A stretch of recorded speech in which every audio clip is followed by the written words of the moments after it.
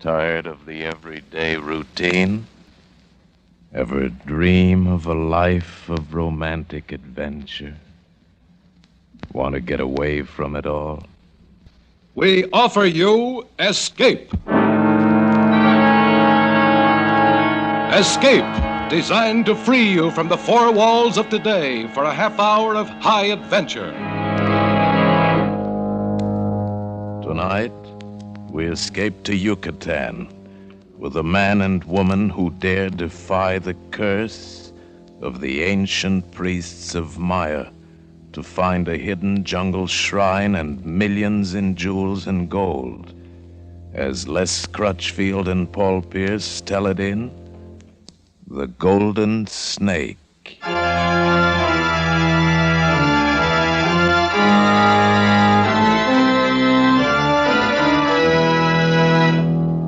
It was mid-morning of the fourth day south from New Orleans when the rusty little freighter Caribe Lady dropped a hook a mile off the port of Progreso and the broad-beam tender warped alongside. The port itself and the jungle peninsula of Yucatan beyond lay in steamy lethargy beneath an early blazing tropic sun. I was in a hurry. I wanted customs clearance as quickly as possible for myself and the helicopter I brought with me. Then I wanted a few bottles of that subtly bitter beer that they brew in Monterey. My mysterious employer, Dr. Conrad, was waiting at the Itza Hotel in Merida, 24 miles inland. But in heat like this, he could wait a few hours longer. I beg your pardon. Well. I presume you're Stephen Lane. Yeah, good presumption, you're right. Well, I'm Gail Barry. Hello, Gail. I'm Dr. Conrad's secretary. Oh? I begin to see how the jungle might have certain compensations. Oh, you better slow down, Mr. Lane. You're going pretty fast, even for a pilot. Helicopter pilot. Not so much on speed, but I do a lot of hovering, especially around green-eyed girls and cold bottles of beer. Would the former like to join me over the ladder? I hope you can hang on to that sense of humor. You'll need it before this is over. Before what's over? A little late for curiosity, isn't it? You've already taken the job. Yeah, sure. I was flat broke. When that $1,500 check of Conrad's went through the Miami bank like greased lightning, I pulled out my curiosity and cut its throat. But now it's beginning to revive. Is that it? I'm sorry, baby. I didn't know this was a state secret. It isn't. You were hired to fly Dr. Conrad from Merida to a destination within a 200-mile radius and return for a fee of $5,000. What's secret about it? Purpose of this trip, for one thing. To visit ancient Mayan ruins buried in the jungle and only accessible by helicopter. Dr. Conrad is an archaeologist. Must be a fairly profitable racket. No, there's no profit in it at all. No? But, Steve, you said you were broke. Would a lot of money interest you? A lot more than $5,000? How much more? 100 times that much. Yeah? Yeah, I'd be interested. So? Check through customs. And let's have that bottle of beer. We had the beer, all right. But we didn't have any more conversation about money. Gail was beautiful, vivacious, and talkative, but on that subject, she clammed up tight. But at certain times and with certain people, money isn't everything. It was 5 o'clock in the afternoon before we took off in the helicopter and flew south to Merida and Dr. Conrad.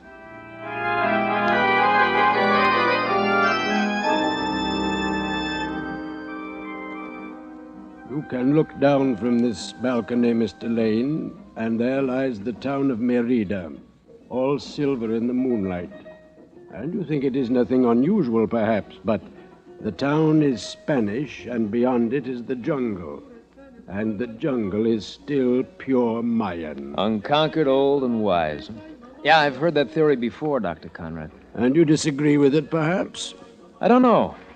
I've been watching some of the natives around the hotel here this evening, and there is something about their expression or their eyes. I don't know. Well, I've spent my life studying them, and I do know, Mr. Lane. The Mayans are one of the oldest and strangest races on the face of the earth. The jungle out there swallowed up their pyramids and their temples long ago, and the Spanish conquerors destroyed their records and writings. But they still speak the language, and they still remember. I think it's something in their eyes, as you noticed. About the trip that we're going on, is it to one of these ruined temples or pyramids? Yes, Where? south and east, more or less, within 200 miles of here. We'll have to follow landmarks. You've been there before, then? Yes, there are no trails and no water. Snakes, army ants, fever. Average progress is 2 miles a day. And I assume that the purpose of the trip is archaeological exploration? Of course, Mr. Lane. I would have no... Dr. Conrad, I checked the invoices for the equipment. They're all correct. I left them in your room. Fine. Thank you, Miss Barry. I'll sign them later. All right, Dr. Conrad. I'll be in my room if you want me for anything. Good night, Mr. Lane. Oh, good night, Miss Barry. Look, Dr. Conrad, I think it's about time you told me the real purpose of this trip. But I did tell you. What makes you think that there Look, $5,000 is too much money for a 3-day flying trip to look over some ruins. So? Mr. Lane, can you keep your mouth shut? That depends. There'll be more in it than $5,000 if it goes all right. Illegal, I suppose? No, but dangerous. More dangerous than you can ever imagine. What kind of danger? From the Mayans. This involves a violation of the most sacred shrine in their history, the theft of their most sacred object, one they won't even admit exists. Oh, treasure hunt, huh? Not a hunt, Mr. Lane. I've seen the object. I know where it is. Is, Miss Barry in on this? She's merely the secretary of a scientific expedition. You and I are the only ones who know different. What about the men who were with you before? They were interested only in the ruins. They never saw the treasure. Yeah, but they do know the location of the place. No, Mr. Lane. Not anymore. Well, why not? Because all 4 of them are dead.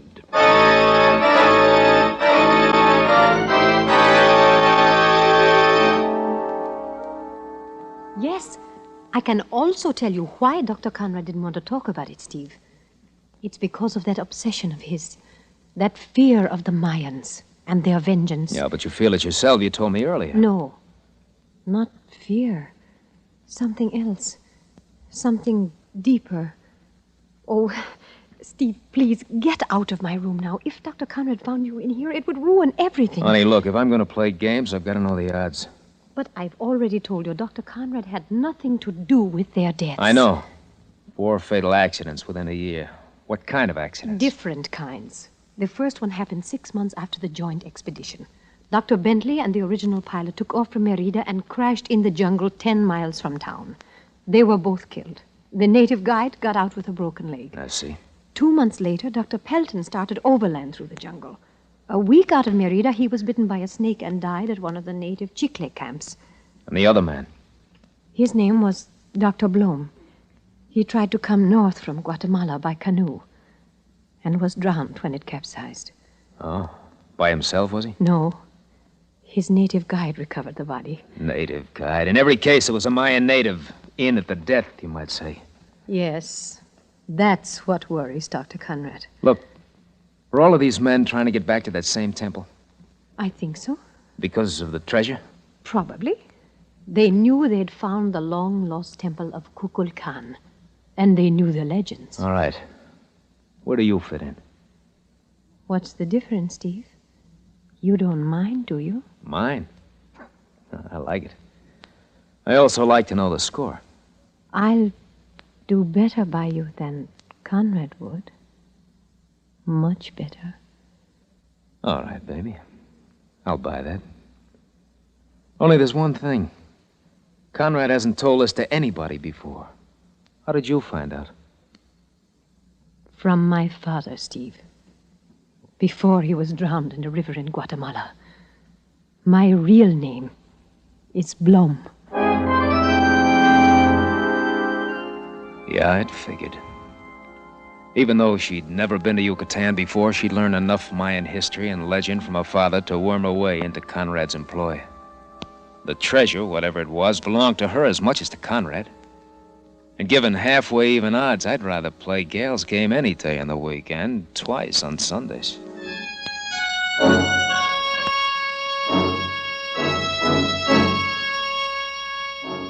I I lay on the hammock in my room for an hour, I guess. The lamp out, the moonlight splotching silver patterns through the bamboo slats of the blinds.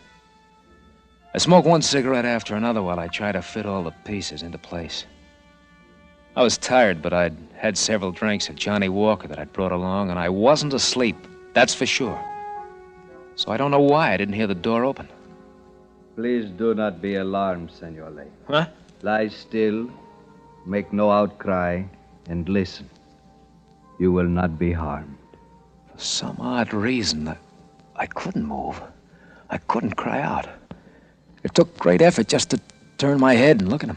It is our desire to warn you because you are not aware of the thing you dare to do. Dr. Conrad knows, and he deserves no warning. In the scattered moonlight, I could see very little of his face except the eyes. The eyes of a Mayan. They seem very wise and 1,000 years old, like the eyes of newborn babies. I say to you once, and only once, go not to the temple of Kukulkan.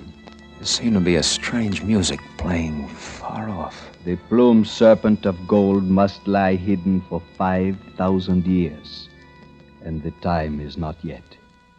To alter the time is to die.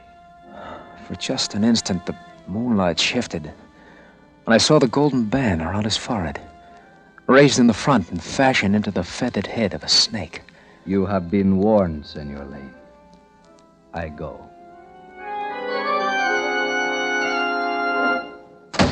The closing of the door seemed to break the spell, and I lunged for the pistol on the table beside my bed. Only it wasn't a bed, it was a hammock. Oh, confound it! Senor Lane! Oh. Senor Lane, is anything wrong? Oh! Senor Lane! Come on in!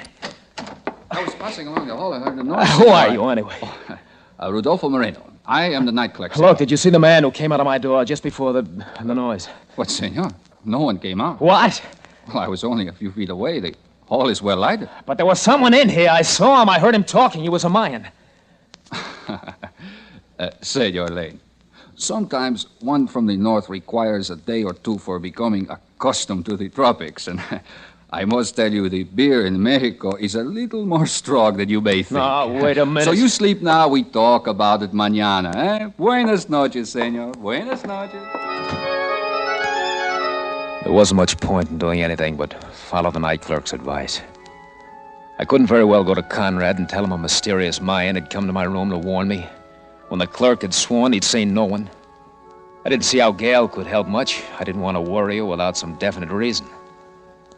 So, after a long time, I grew drowsy and fell asleep.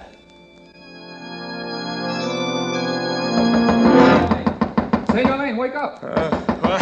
It is I, Moreno. Wake up, senor. All right, wait a minute. What is it, Moreno? What's wrong? Your friend, senor. Dr. Conrad. His heart, I think. What? What do you mean? Well, I hear him cry out. I go for help, but it was too late, senor. He is dead.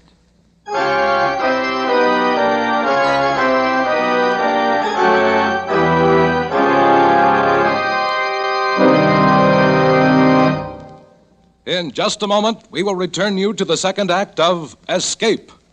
But first, Molly Goldberg's warm-hearted approach to life has gotten her into mix-ups over and over. But this Saturday night, Molly really shoots the works. Molly and Jake have planned a motor trip to Florida. But when the people who've been invited to ride along get together, Grand Central Station couldn't hold them all. What happens to the trip? Be listening this Saturday night when the Goldbergs bring their warm, rich humor to most of these same CBS stations. And now, for the second act of Escape.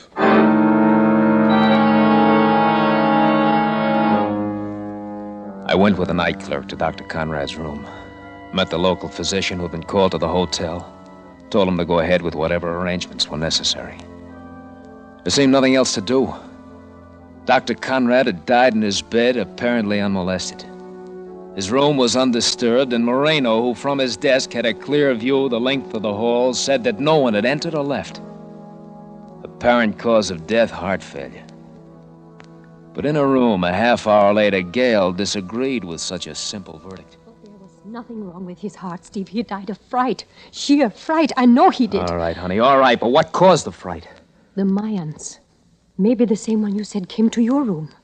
No, I'm not sure whether anyone did or not. Maybe the night clerk was right. Maybe I imagined it. He is a native, you know. Another Mayan, huh? Well, I could have been dreaming. No, or drunk. I don't know. It won't work, Steve. How could you have dreamed up the gold band he wore on his head? The same band worn by the high priest of Kukulkan 1,000 years ago. I don't know. That's what gets me. Had you even heard of the plumed serpent of gold before? No. Or the 5,000 years of hiding? No, of course not. They're all a part of Mayan legend, Steve. You had to learn them somewhere. Gail, you said Conrad had an obsession. What about you? I don't know. Before I came to Yucatan, I had only one idea. To get my share of that treasure one way or another. Mayan legends were nothing more than that. But down here, it's different. Things touch you somehow. Inside. You mean you're scared, isn't that it? Not exactly. It's something deeper. I don't know. And against that something deeper, there are how many dollars? Around 2 million, I think, from things Dr. Conrad let slip. How did he plan to dispose of the thing? Oh, there's a buyer in Mexico City. No questions asked. Conrad wanted his name kept out of it. Native vengeance again, huh? Yes. Look, will this buyer deal with us? Of course. Why should he care who brings it? Do you know the landmarks of the pyramid? This temple of Kukulkan? Yes, but... Steve, I am not sure, but... Look, honey, look.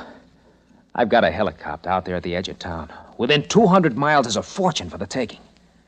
Baby, I've been broke too much of my life to back down from a few pipe dreams and a heart attack. How about it, baby, huh? Oh, it's no fun to be broke. Yeah, but it might be a lot of fun if we weren't. You're awfully hard to resist. Oh, I hope so, baby. Because I've got some other ideas, too, you know. What do you say? Oh, if I said no, I'd be a fool, I Oh, suppose. then don't say it. We'll both be over the jitters by morning.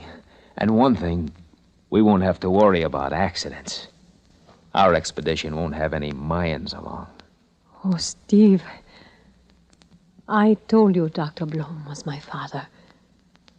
He met my mother in Mexico City.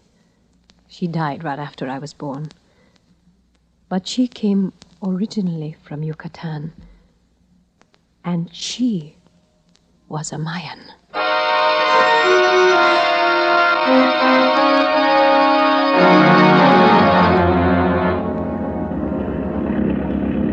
Can you tell now, Gail? Are you sure this is it? We won't land if you're not. I think so. There's the old stone roadbed in the jungle to the south. The pyramid runs southeast-northwest. The temple ruins are at the north. The jungle has grown up over the west slope. All the landmarks check, Steve. This is it. All right, honey, hang on. We're going down.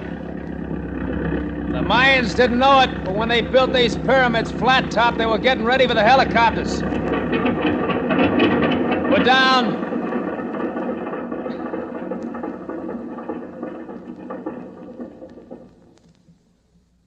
It's terribly quiet, isn't it, Steve? Yeah, especially after hearing that egg beater for the last 3 hours. Well, may as well have a look. Come on, jump, baby. I'll give you a hand. Thanks. Well, they've certainly let the old place run down. It's lain here like this for more than 1,000 years, Steve. Full moons and dark moons, rains, lightning, sun and wind. Nothing moving. Only the jungle, growing and growing and creeping up over it. Hey, now, baby, relax. We shouldn't have come here at all. We are only interlopers, strangers, not wanted. Well, maybe they like us better when we're rich, huh? There's no use joking about it, Steve. I think you feel it, too. We are in some terrible danger here, some kind we've never known before. It's like we're being watched. Only there are no watchers. Well, not unless you count that parrot there in the lianas. A parrot. A feathered bird. A feathered snake. Now, look, Gail, look, we've talked this all out. We're here now. We're going to go through with it. I admit that I feel just as... Well, this morbid talk of yours isn't helping anything. I'm sorry, Steve. I feel so strange. Oh, it's just nerves. Forget it. Okay, baby. It's a deal. Come on. Let's go find that cave.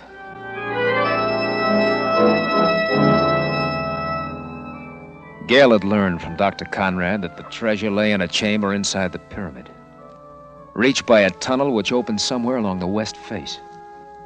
And the length of rope he'd specified in the equipment, we knew about how far down the west face. So we started working our way along at that level. Gail carried the rope, flashlights, and a hacksaw, while I swung a machete against the lush growth of the jungle that made every yard of progress a measure of hard work and sweat. It was late afternoon before I slashed through a green thicket of banana palms and saw it before me. Black and forbidding. Framed in hieroglyphic stone was the squat, square mouth of the tunnel. Its floor was paved with bricks velveted in green moss, undertrodden for centuries. A cool draft floated out against the jungle heat, inviting and repelling. Gail and I looked at one another for a long moment, saying nothing. And then, flashlights in hand, we walked into the tunnel. Careful, honey, careful. The ceiling's low in places. I'm watching, Steve. There may be snakes. Our boots ought to protect us. Seems to be widening out a little. I think maybe... Yes. There's a room right ahead, Steve. Good. Wonder if there's anybody home. Steve, don't joke, please. No, I'm sorry, honey. Hey, here we are. Oh, it's a big room. Yeah. I'll say it is, and I wonder where it's... Steve! Swing your light over there. Look. On a raised stone dais in the center of the cave, gleaming and glittering in the blaze of our lights, was a great figure wrought in plates of pure gold. A massive golden snake studded and jeweled with feathers of cut emerald. Steve, it's Kukulkan, the plumed serpent of gold. $2 million, baby. 3 million is closer, maybe 4. Why, the gold alone and those emeralds. Let's go now. Now, Steve, before it's too late. It must weigh a ton. Now I see why Conrad included hacksaws in the equipment. Here, honey, you owe my light. What are you going to do? Old money bags has to be cut up before we can pack them out. May as well see how much of a job it'll be. Steve! No! Yeah, what's the matter? There's something here. Something old and wise and powerful. It's watching us. I can feel it. Oh, now wait, baby. Don't... Anyway, it's really too late to do anything today. We've seen it now, Steve. Let's leave it just the way it is. Just until tomorrow. It's almost dark now. Please. Please, Steve. All right, Gail, all right. Come on, let's get out of here.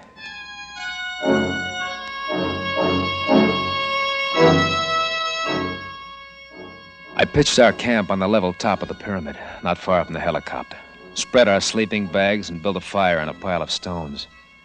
It was dark by the time we'd eaten, and a round full moon flooded the ruins and the miles of empty jungle with an eerie light. I lay back and I watched Gail sitting across the fire from me, staring into the strange night, lost in her own thoughts. An odd thing had happened while I was gathering rocks for the fireplace. I'd lifted a large flat stone and found under it a golden band like the one worn by the Mayan who'd come to my room. Gail had put it on her head without a word, and it fit perfectly. She still wore it, and now and then the polished gold caught flashes of light from the fire and from the moon. It was very late when I drifted off to sleep. It must have been a sound that woke me, but I think it was the odor that seeped into my sleep. That was it, the odor. Pungent, aromatic, and for a moment, unidentifiable. And then I came suddenly awake, saw by the fire's embers that Gail's sleeping bag was empty. I sprang to my feet. At the moment, I recognized the odor of raw gasoline. Saw the dark surface of the helicopter glistening and wet in the moonlight, and saw Gail walking toward it with a flaming stalk of dry thatch in her hand. Gail! Gail! Gail, what are you doing? No, stop it! She paid no attention, stood like a sleepwalker watching the burning plane she'd set afire, the golden band gleaming on her forehead. Then I was running, stumbling headlong toward her. Gail! Gail, come back, Gail! She didn't hear me. She moved slowly away, looking towards something that I couldn't see beyond the fire. Nor did I see the vine that caught my foot and sent me crashing onto the sharp rock. I lay there on the ground, unable to move, half blinded by concussion. By the blood that ran into my eyes, I tried to call out again and could make no sound. I could see Gail moving away past the burning plane, swaying as she walked, trance-like and alien. I seemed to hear again the weird music of Merida far off somewhere in the night. And then, in truth or in delirium, in the shadows, past the fire, I saw them. Saw them waiting for Gail. They were clothed in white, and their eyes were Mayan, wise and old and powerful. And on each forehead gleamed a golden band, the high priests of Kukulkan.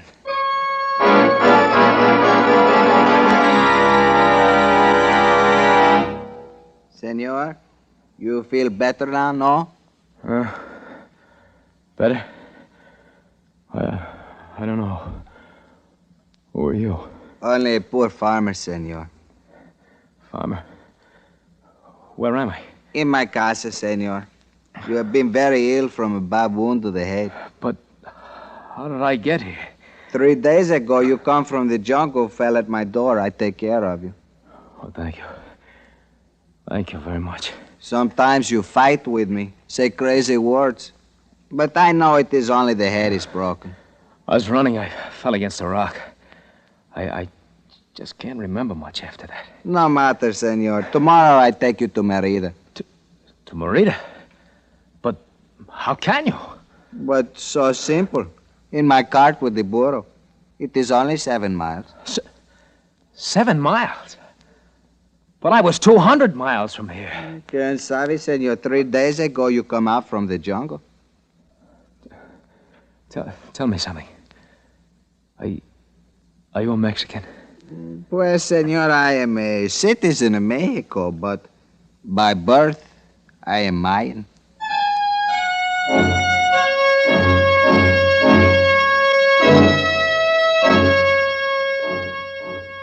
I have flown 5 times since into Yucatan, into the dark lands and the uncharted jungles. I've searched through tumbled ruins, moss-grown, rotted. I built fires on ancient pyramids at night and cried aloud to the silent moon. But never again found the temple of Kukulkan, nor the plumed serpent of gold, or a beautiful girl named Gail. And I know I never will.